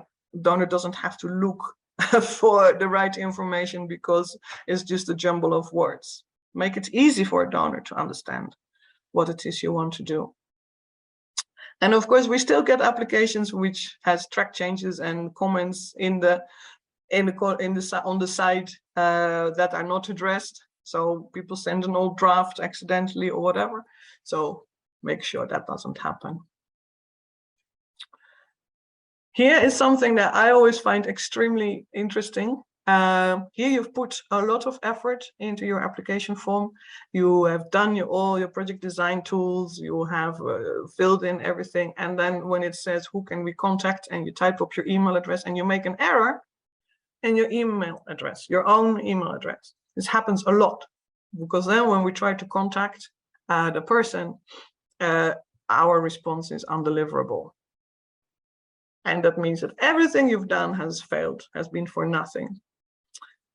So make sure this is clear, that who they can contact, that the person that is listed there as the contact person is not actually leaving, and therefore the email gets lost or is on holiday, and then you only hear, you know, 6 weeks later, or is in the field and is not checking his emails. So be cool about this and smart. Because it is, nothing is more annoying also for a donor who has gone through your application form, who has spent time reviewing it and then wants to contact you and then they can't. That is, again, of course, a big waste of their time as well. Supporting documents, a lot of people do some, not all, or none, or they do them in the wrong format. So again, you know, stick to what the donor asks and give them exactly what they want. Not necessarily giving them more than they ask for, but give them at least what they ask for, because it is they need that for their review processes. If you have to give references, then make sure they know that they are listed as your reference.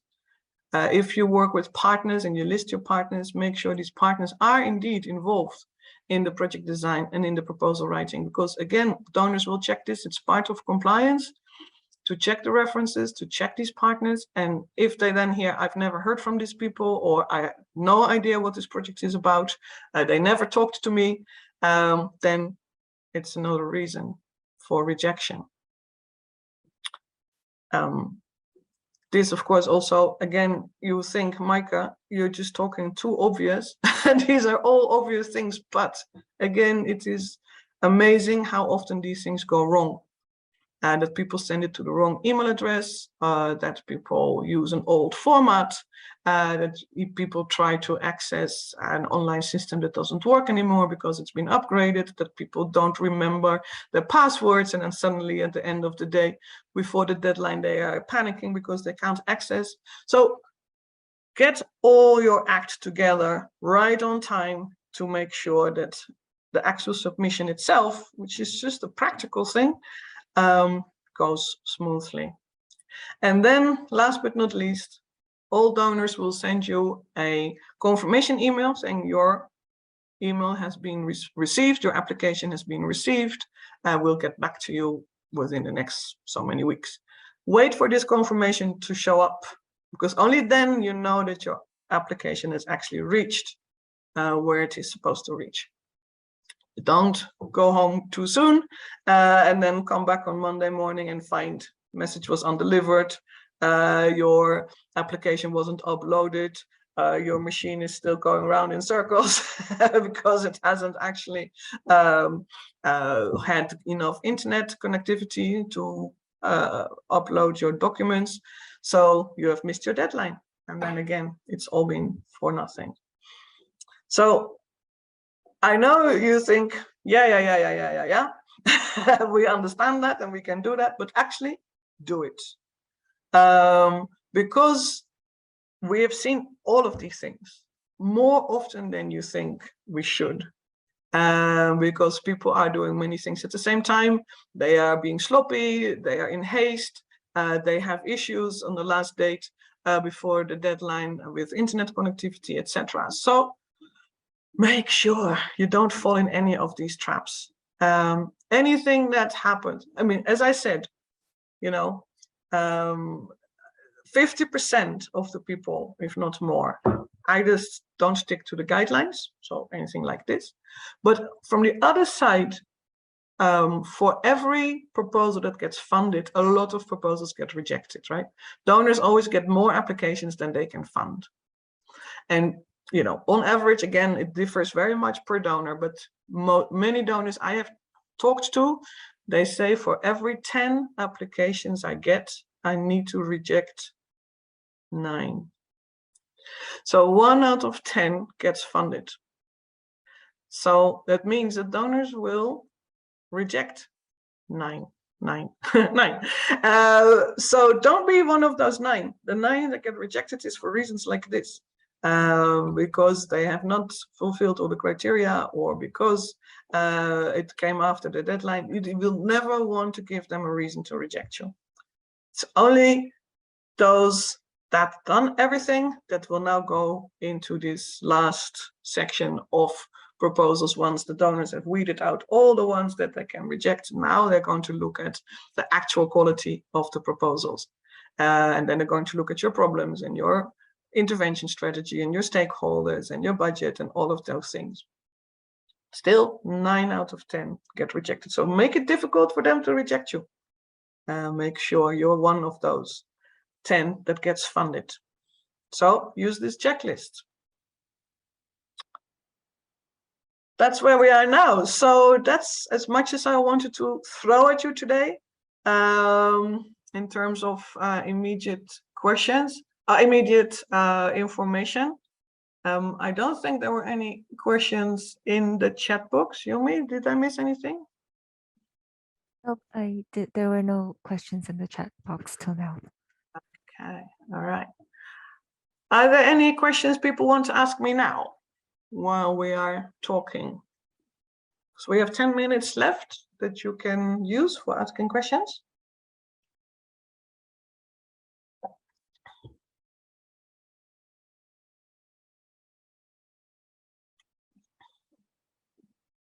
You can ask them in the chat box or just by speaking. I'll give you 2 minutes. If they know, what kind of project do you use except in Conservation Leadership Program? Good.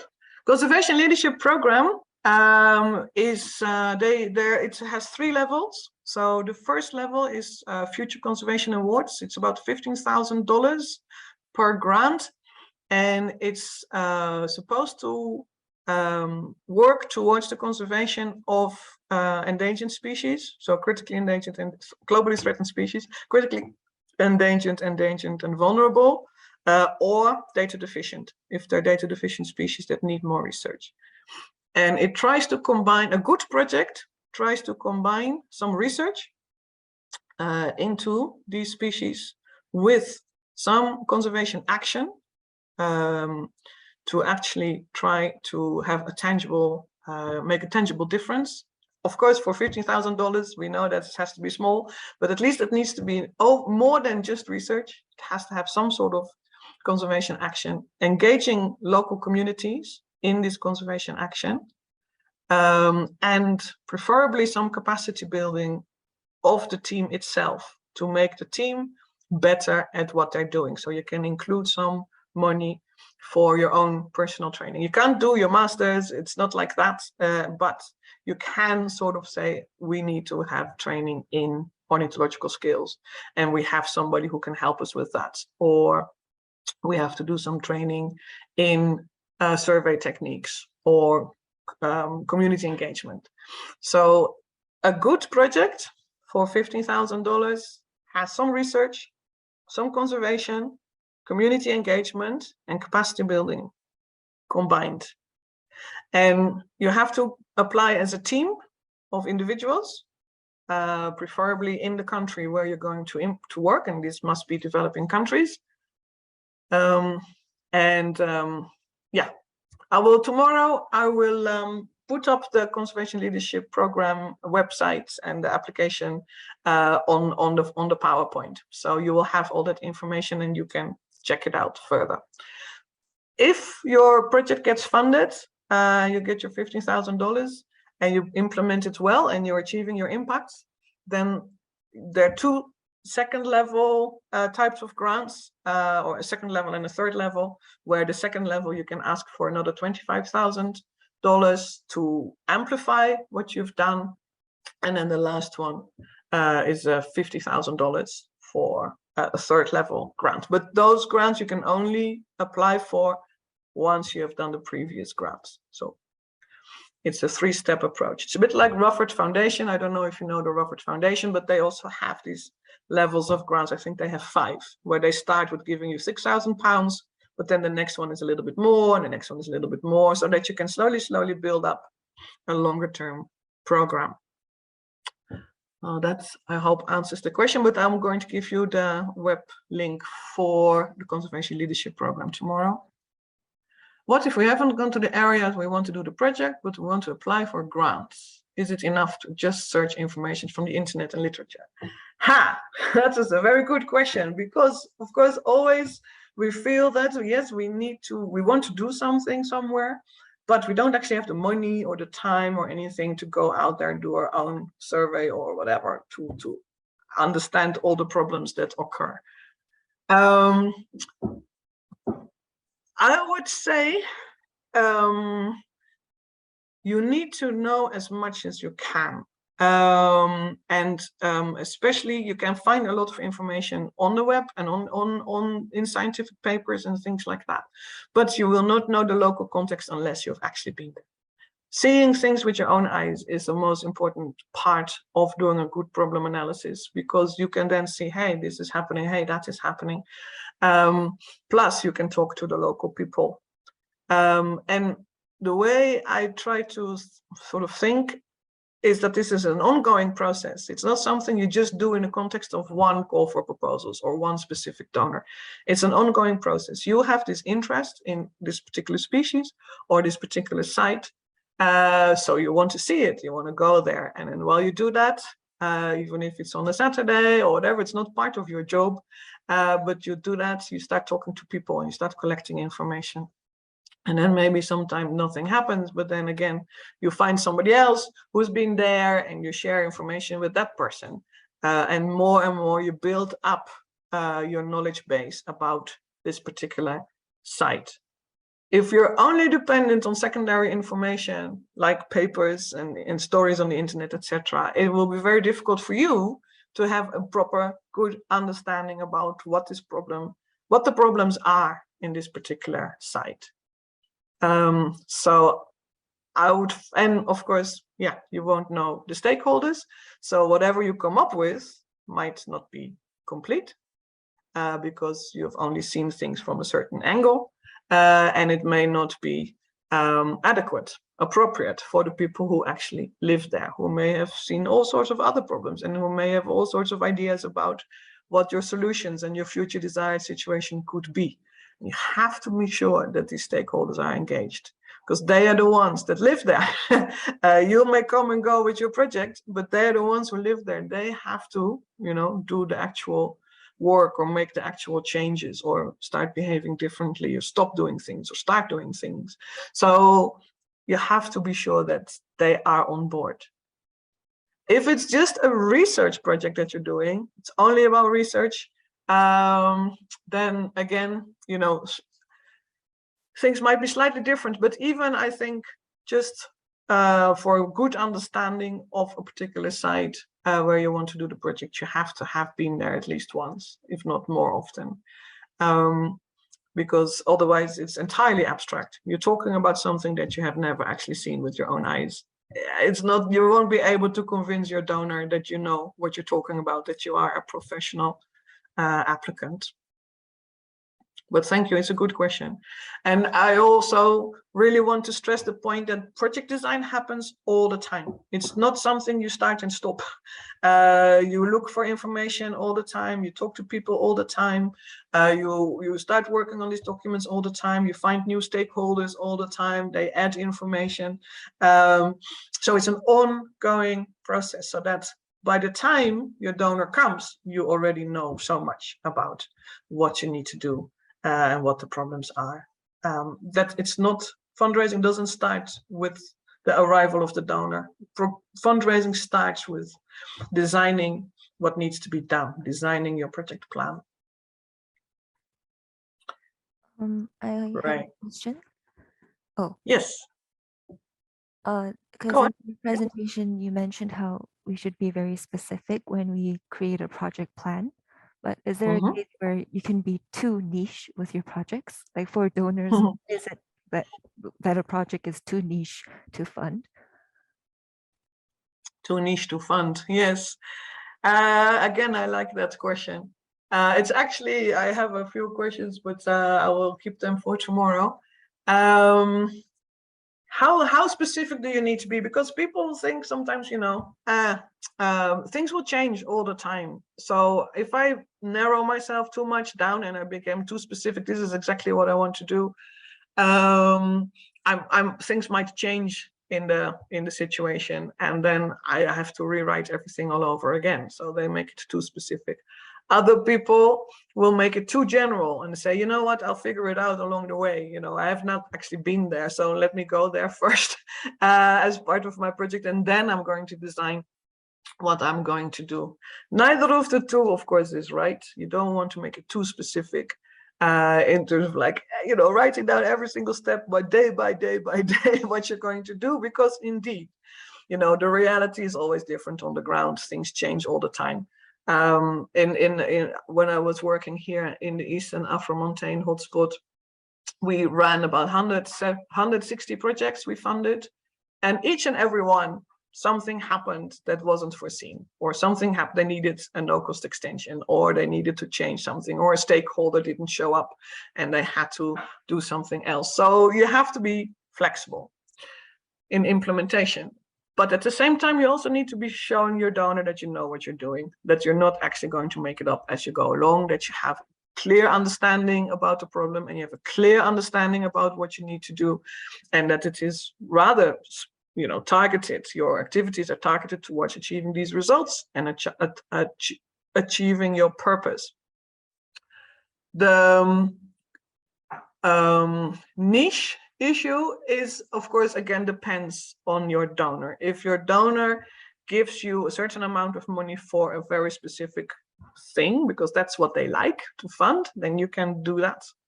But again, you have to be sure that it matches very clearly with your donor requirements. A donor, if you can justify it very clearly, and I think with sort of really targeted and specific niche projects, it is very important then to put it into a wider context of like, what does this project contribute to a wider conservation program? This is only part of it. This is not the only thing, because, you know, if it's too small, too specific, then why would a donor even be interested? But if you can explain that you need to know this, or you need to do this, because only if you've done that, then all these other things can also start happening, then I think it makes sense and donors will understand it. And that's why, again, doing your whole problem analysis and doing your whole objective tree, showing the bigger picture of what it is that needs to be done, and then picking out maybe some of it and saying, this is what I'm now going to sell to this donor specifically. But you can show that there's this wider context. That is very, very possible and very the right thing to do. Yeah. Thank you. And do you have another question in the chat? Could you provide some tips for high-risk project proposals when there are too many assumptions? Yeah, very good. So assumptions. The one thing you need to figure out when you'll make assumptions is killer assumptions. Killer assumptions are those assumptions that have a high risk of occurring. And if they occur, they will basically jeopardize your project. So I once had a project in Indonesia, to be honest. It was about bats in a cave. And this group wanted to protect the bats in this cave by doing an ecotourism project. And saying, like, you know, people need to understand bats are not bad. Bats are not necessarily the harbingers of evil and diseases, etc. Bats are actually wonderful creatures. So they wanted to do this ecotourism project. But the cave where these bats lived was on a site where there was going to be a supermotor highway. So the cave was going to be demolished. So that was an assumption. There's something happening outside of a project that is the threat of this supermotor highway. And if it happens, then obviously my project can't occur, because there will be no more cave and there will be no more bats. So there's no point in doing ecotourism. You do an assessment and you say, how likely is it that this is going to happen, that the supermotor highway is actually going to happen? And we found out it was going to happen. The machinery was already there. All the all the papers were signed, people were hired. It was going to happen. So this is what we call a killer assumption. The likelihood that it's going to happen is huge. In fact, it is positive, which means there's no point in investing in this project because it can never be successful. So this is what we call a killer assumption. And in the book, there is a decision-making tree about how to identify killer assumptions. It's part of the book. Now, that is an extreme example. If you have a project that you want to do, but there are a lot of risks in it, again, you need to really, you cannot hide them from your donor. So you need to really do a good, proper risk assessment. And you find out, okay, what are the risks? Again, how likely are they to occur? What can I do about it if they occur? And you do a proper risk assessment. If these risks are really too high, a donor might say, okay, I'm not sure.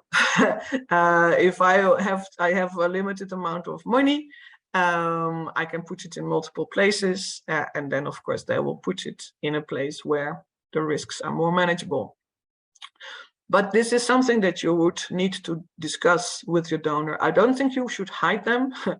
So my tip is definitely not hiding them in your proposal, but you need to explain very clearly that you've thought about it, that you think you can manage them somehow, and that the work that needs to be done on the species or the site, whatever, is still so critical and so urgent and so important that, you know, despite these risks, the donor should still invest in it.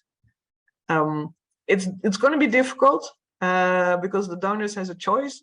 But if you can make a compelling case where you say, you know, I've done everything else well, right, I've done a good problem tree, I know exactly what the situation is like, I know exactly what we need to do to fix this. Yes, there are these risks and external assumptions that we need to deal with, but I think we can actually manage them. And there are no killer assumptions in here. There's nothing that's really jeopardizing it. Then you will need to be able to express that in your application form and just hope for the best. Right. I'm sorry, I can't really give you a 100% answer, but this is how it works. Thank you very much, Yolanda. Thank you. Should you apply for a grant on a single multiple species? Yes, also a very good question. Single or multiple species? Again, when you do your problem tree or your problem analysis, this is where it starts. So if the problem is if there are multiple species that have multiple different problems, then I would split them out and say this species is declining and there are these 3 reasons for it. This other species is also declining, but that have different reasons for it. And then you make 2 different problem trees, because otherwise it gets very complicated that some problems relate to some species and other problems relate to other species and some relate to both species. So you do your problem tree on these species separately. If it is one-on-one, you have 2 species, but they are affected by the same thing, because basically the problem is not the species, but it's the habitat. Habitat is disappearing and all the species in the habitat are therefore disappearing. Then your problem is now protecting the habitat. Or your project will be protecting the habitat. And as a result of protecting the habitat, you will contribute to the conservation of multiple species. So identifying that starting problem is in this case the most critical thing. Are you going to talk about your species? Are you talking about multiple species and then you have to do them separately, or do they fall under the same, although they have the same causes of why the problems occur? Or is there a common denominator between these species that is the real problem, which is, for instance, habitat destruction or pollution or whatever? And then you will start with that problem, because that's what you want to fix. And by fixing that problem, you will also fix the other problems. When you write it down in your application form, again, it all depends on what the donor wants, how much you can do. If they are the same problems and the same activities, yes, of course, you can put it all in one project proposal. If there are different things to do for different species, it all depends really on what is feasible within the timeline and the funding that the donor provides. So I would check that against what is really possible.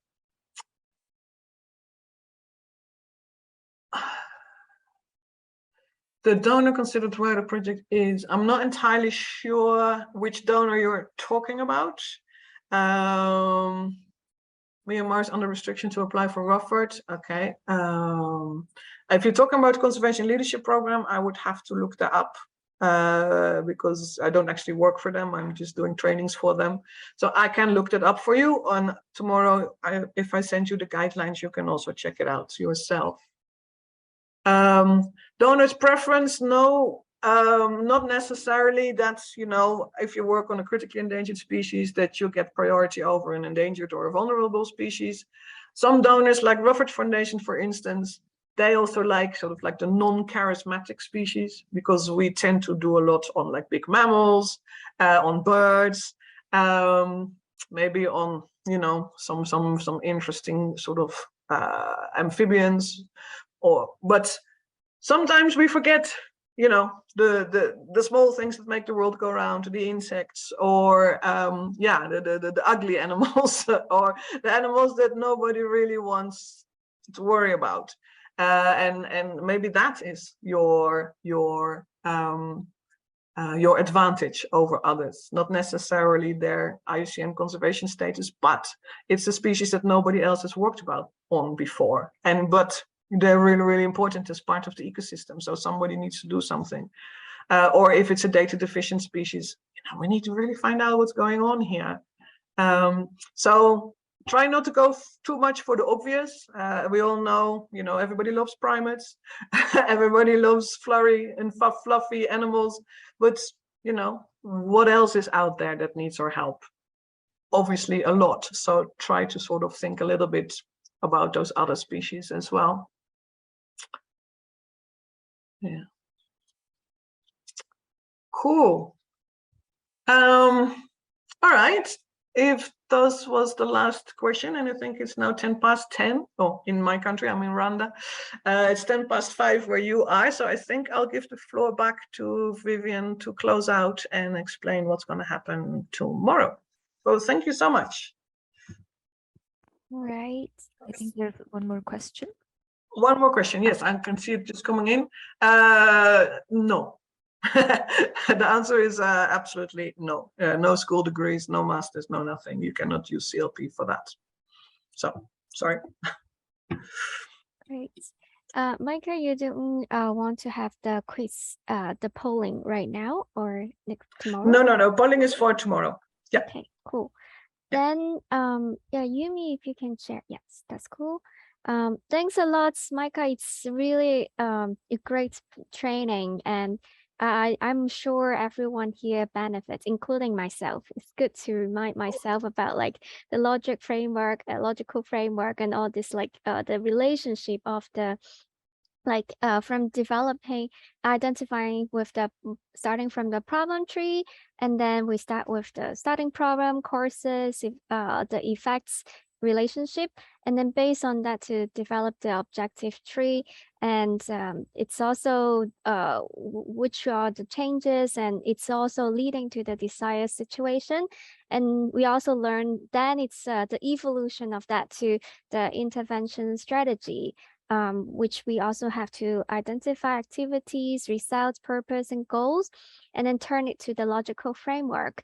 And so all this is like, although it's really precise, we squeeze everything into within less than 2 hours, but it's really good. And tomorrow we'll come more on this, and based on this fundamental of like the logical framework that we can develop our funding plan, our implementation plan, and also to how we measure the impact of the projects, which is really important.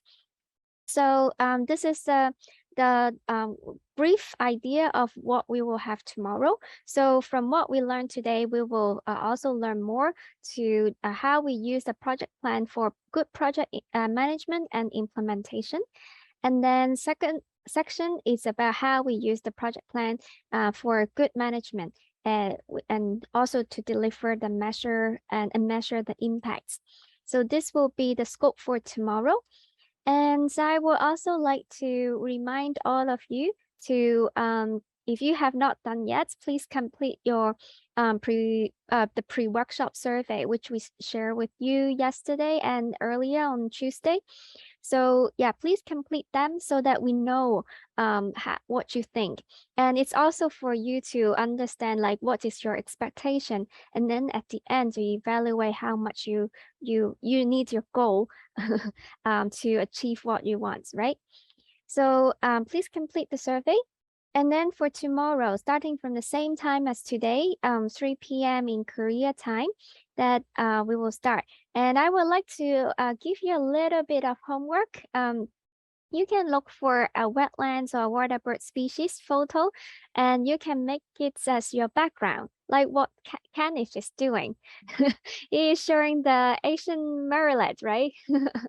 So yeah, I think you can also do the same so that we know like how diverse of the wetlands and migratory birds that we are working on.